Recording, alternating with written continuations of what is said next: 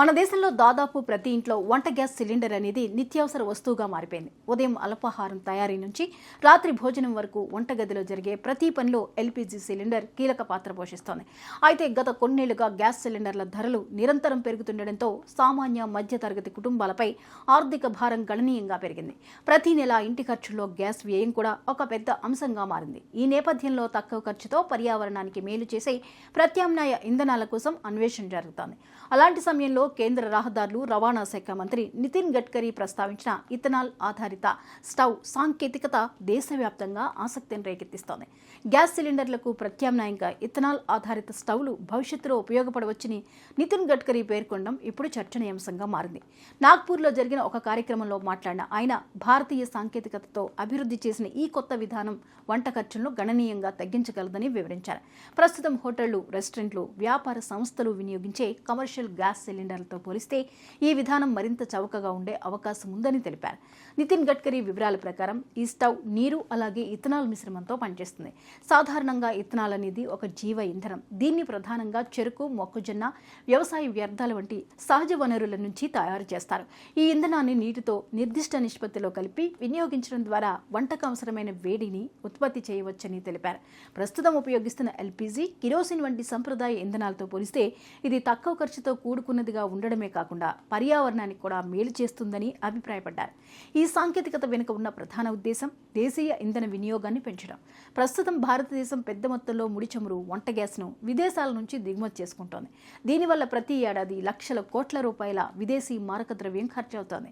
ఇలాంటి పరిస్థితుల్లో దేశీయంగా ఉత్పత్తి అయ్యే ఇథనాల్ను విస్తృతంగా వినియోగించగలిగితే దిగుమతులపై ఆధారపడటం తగ్గుతుందని, ఇథనాల్ వినియోగం విషయంలో గత దశాబ్ద కాలంగా భారతదేశం గణనీయమైన పురోగతి సాధించింది.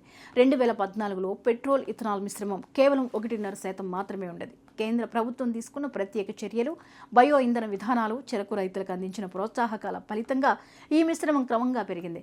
2025 నాటికి దాదాపు 20% చేరుకోవడం ఈ రంగంలో పెద్ద విజయంగా పరిగణించబడుతోంది. ఇథనాల్ వాడకం పెరగడం వల్ల రైతులకు కూడా ప్రయోజనం కలుగుతోంది. ముఖ్యంగా చెరకు, మొక్కజొన్న పంటలు పండించే రైతులకు అదనపు మార్కెట్ లభిస్తోంది. గతంలో కేవలం చక్కెర పరిశ్రమపై ఆధారపడిన చెరకు రైతులు ఇప్పుడు ఇథనాల్ ఉత్పత్తి కోసం కూడా తమ పంటను విక్రయించే అవకాశం పొందుతున్నారు. దీనివల్ల వ్యవసాయ ఆదాయం పెరిగే అవకాశాలు ఉన్నాయని వ్యవసాయ నిపుణులు చెబుతున్నారు. పర్యావరణ పరిరక్షణ కోణంలో చూసినా ఇథనాల్కు ప్రత్యేక ప్రాధాన్యం ఉంది. సాధారణ ఇంధనాలతో పోలిస్తే ఇథనాల్ మండే సమయంలో కార్బన్ మోనాక్సైడ్, ఇతర హానికర వాయువుల ఉద్గారం తక్కువగా ఉంటుంది. ఫలితంగా గాలి కాలుష్యం తగ్గే అవకాశం ఉంది. ముఖ్యంగా ఇళ్లలో వంట సమయంలో ఉత్పత్తి అయ్యే కాలుష్యాన్ని తగ్గించడంలో ఇది సహాయపడుతుందని భావిస్తున్నారు. అయితే ఇథనాల్ ఆధారిత స్టవ్లను దేశవ్యాప్తంగా అమలు చేయడం అంత సులభమైన విషయం కాదని నిపుణులు హెచ్చరిస్తున్నారు. ప్రస్తుతం ఎల్పీజీ సిలిండర్ల సరఫరా వ్యవస్థ దేశంలోని దాదాపు ప్రతి గ్రామం, ప్రతి ఇంటికి విస్తరించింది. లక్షలాది డిస్ట్రిబ్యూటర్లు, రవాణా వ్యవస్థ, నిల్వ సదుపాయాలు ఇప్పటికే అందుబాటులో ఉన్నాయి. ఇలాంటి బలమైన వ్యవస్థకు ప్రత్యామ్నాయంగా ఇథనాల్ సరఫరా వ్యవస్థను నిర్మించాలంటే భారీ పెట్టుబడులు అవసరమవుతాయి. అలాగే దేశంలో ఉన్న విపరీతమైన జనాభా అవసరాలకు సరిపడా ఇథనాల్ ఉత్పత్తి చేయడం కూడా ఒక పెద్ద సవాలే. ప్రస్తుతం పెట్రోల్ మిశ్రమాల కోసం ఉత్పత్తి చేస్తున్న ఇథనాల్కు అదనంగా వంట అవసరాల కోసం కూడా పెద్ద మొత్తంలో ఉత్పత్తి పెంచాల్సి ఉంటుంది. ఇందుకు వ్యవసాయ ఉత్పత్తి, పరిశ్రమలు, నిల్వ సామర్థ్యం అన్నీ విస్తరించాల్సి ఉంటుంది. మరోవైపు ప్రజల అలవాట్లను మార్చడం కూడా సులభం కాదు. దశాబ్దాలుగా గ్యాస్ సిలిండర్లను ఉపయోగిస్తున్న కుటుంబాలు కొత్త ఇంధన విధానాన్ని ఎంత వేగంగా స్వీకరిస్తారనేది కూడా కీలక అంశంగా మారుతుంది. భద్రత, అందుబాటు ధర, వినియోగ సౌలభ్యం వంటి అంశాలపై ప్రజలకు పూర్తి నమ్మకం కలిగితేనే ఈ విధానం విజయవంతమవుతుంది. అయినప్పటికీ నితిన్ గడ్కరీ ప్రస్తావించిన ఈ ఇథనాల్ ఆధారిత స్టవ్ ఆలోచన భారతదేశ ఇంధన రంగంలో ఒక కొత్త అధ్యాయానికి నాంది పలికే అవకాశం ఉందని భావిస్తున్నారు.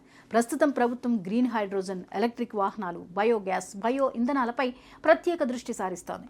అదే క్రమంలో వంట రంగంలో కూడా ఇథనాల్ వంటి ప్రత్యామ్నాయ ఇంధనాల వినియోగాన్ని ప్రోత్సహించే ప్రయత్నాలు జరుగుతున్నాయి.